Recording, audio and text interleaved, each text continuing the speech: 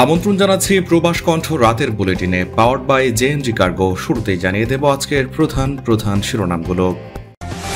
মালয়েশিয়ায় লাইসেন্স ছাড়া প্রবাসীদের হাতে গাড়ি দিলেই মালিক ও কোম্পানির বিরুদ্ধে ব্যবস্থা।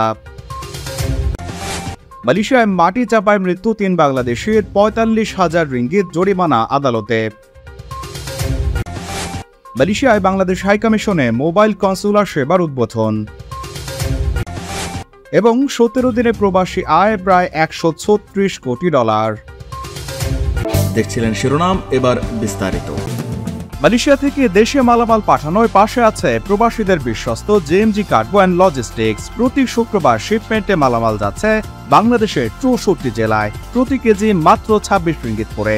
মালয়েশিয়ার যে কোনো প্রান্ত থেকে মালামাল পাঠাতে যোগাযোগ করুন 95 জালান তুন এইচএসলি সিটি সেন্টার, কোতারায়া ব্যাংকক ব্যাংকের পাশে, অথবা ফোন করুন স্ক্রিনে দেওয়া নম্বরে।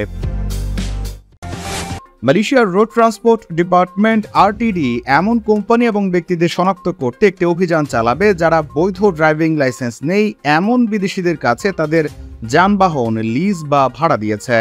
আরটিডি এনফোর্সমেন্ট ডিরেক্টর মোহাম্মদ কিফলি মা হাসান বলেছেন, গত রাতে পরিচালিত একটি সমন্বিত অপারেশনে বৈধ ড্রাইভিং লাইসেন্স ছাড়া ভাড়া করা গাড়িতে চালাতে গিয়ে ধরা একজন বিদেশিকে গ্রেপ্তারের পর এমন তথ্য বেরিয়ে আসে। তিনি বলেন, বিদেশি একটি গাড়ি ভাড়া নিয়ে চালাচ্ছিল, অন্য দুজনের সাথে তারা পেনাং যাচ্ছিল। তাদের কারো কাছে ড্রাইভিং লাইসেন্স না থাকা সত্ত্বেও এক মালয়েশিয়া ও স্থানীয় নাগরিকের গাড়ি তারা ভাড়া নিয়েছে। গতকাল রাতে সমন্বিত অভিযানের পর এক সংবাদ সম্মেলনে তিনি বলেন, আমরা গাড়ির মালিককে শনাক্ত করব এবং যদি দেখা যায় গাড়িটি বিদেশিদের কাছে ভাড়া দেওয়া হয়েছে তাহলে ব্যবস্থা নেওয়া হবে। জালানদুতা টোল প্লাজায় অভিযানে পুলিশ, ইমিগ্রেশন বিভাগ, জাতীয় মাদক বিরোধী সংস্থা এবং পরিবেশ অধিদপ্তর অংশ নেয়। মোহাম্মদ কিফলি জানান, লাইসেন্স ছাড়া এই সকল বিদেশি চালক সড়কে দুর্ঘটনার সংখ্যা বাড়াচ্ছে।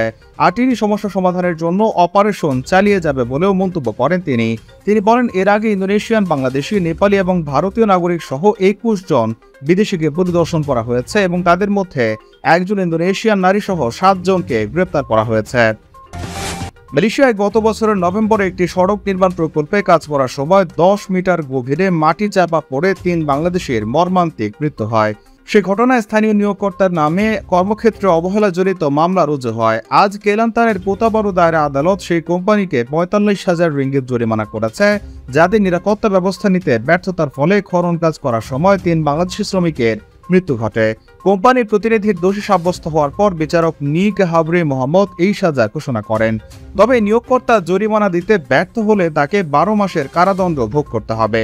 কোম্পানিটি নিশ্চিত করতে ব্যর্থ হয়েছে যে আরসি কালভার্ট স্থাপনের জন্য করা মাটি খনন নিরাপদ কাজের পদ্ধতি অনুসরণ করেই করা হয়েছে এবং তাদের এই অনিরাপদ কাজের ফলেই দুর্ঘটনা ঘটেছে। কোম্পানিটিকে পেশাগত নিরাপত্তা ও স্বাস্থ্য আইন 1994 এর ধারা 15 অধীনে অভিযুক্ত করা হয়।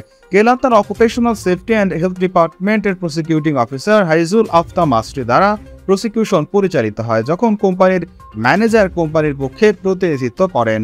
বিচারক বলেন, এই মামলাটি সকল নিয়োগকর্তা এবং কর্মচারীদের জন্য একটি শিক্ষা হিসেবে দেয়া হয়েছে। কর্মীদের নিরাপত্তা এবং জনস্বার্থের জন্য আইনের সাথে কোনরূপ আপোষ করা যাবে না বলেও মন্তব্য করেন তিনি। মালয়েশিয়ার কুয়ালালামপুর অবস্থিত বাংলাদেশ হাইকমিশনে মোবাইল কনসুলার সেবার উদ্বোধন করা হয়েছে। বেসরকারি বার্তা সংস্থা ইউএনবি জানায়, গতকাল শনিবার সকাল 9:30 হাইকমিশনের উদ্যোগে 2 দিন ব্যাপী মোবাইল কনসুলার সেবার প্রথম দিনে Bangladesh honorary consulate office Penang, Malaysia হতে ই পাসপোর্ট সেবার মোবাইল কনসুলার সার্ভিসটির শুভ উদ্বোধন করা হয়। এছাড়াও ই পাসপোর্টের সেবার মোবাইল কনসুলার সার্ভিসটি আজ রোববার সকাল 9:30 অগ্রণী রেমিটেন্স হাউস বুকিত মার্তাজাম থেকেও প্রদান করা হবে। মোবাইল কনসুলার সার্ভিসটির শুভ উদ্বোধন উপলক্ষে উপস্থিত ছিলেন মালয়েশিয়ায় বাংলাদেশের high commissioner Mohammad Shamim Ahsan, Penang honorary consulate অফিসের honorary consul Datuk Sheikh Ismail Alauddin, Bangladesh হাইকমিশনের কাউন্সিলর মিয়া মোহাম্মদ কিয়ামুদ্দিন সহ অন্যান্য কর্মকর্তারা। আরও উপস্থিত ছিলেন বাংলাদেশ সরকার অনুমোদিত পাসপোর্ট, ভিসা ও অন্যান্য সেবা সংক্রান্ত আউটসোর্সিং কোম্পানি ইউএসকেএল এর ডিরেক্টর আরমান পারভেজ মুরাদ এবং অন্যান্য প্রতিনিধিরা এবং বিপুল সংখ্যক সেবা প্রার্থী।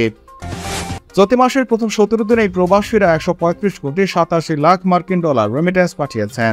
রোববার বাংলাদেশ ব্যাংকের হালনাগাদ প্রতিবেদন থেকে এই তথ্য জানা গেছে। প্রবাসীদের পাঠানো রেমিটেন্সের মধ্যে বেসরকারি ব্যাংকের মাধ্যমে এসেছে 120 কোটি 8 লাখ 10 হাজার ডলার।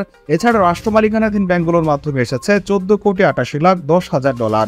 বিশেষায়িত ব্যাংকের মাধ্যমে 42,80,000 ডলার এবং বিদেশি খাতের ব্যাংকগুলোর মাধ্যমে এসেছে $48,20,000।